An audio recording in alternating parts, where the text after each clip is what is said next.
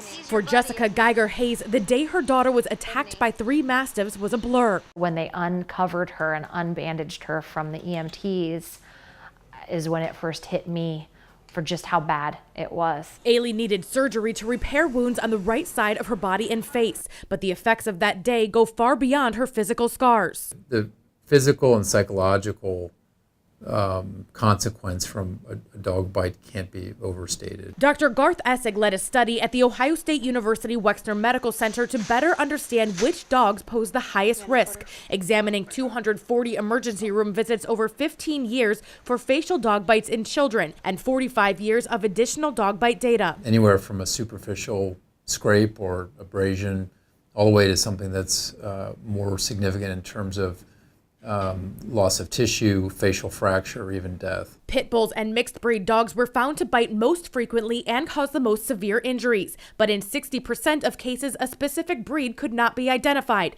highlighting the need to go beyond breed to physical features like weight and head shape. Some of the dogs that tended to be larger, like 66 pounds to 100 pounds, and the shape of their head was one that was wider than it is long, tended to cause more severe damage. Any dog has the potential to bite, but teaching kids how to safely interact with dogs can help lower their risk. Can I pet your dog? Sure, her name is Chili. And dog owners can help by socializing them when they're puppies. That's where they need to be exposed to all sorts of people, places, environments, dogs, children, things with wheels. Jessica has been amazed by her daughter's resilience and love of animals, especially her new dog, Charlie. Ailey will come down and Charlie will be on the floor and they'll just be laying on the floor together and hanging out. At the Ohio State Wexner Medical Center, this is Barb Consiglio reporting.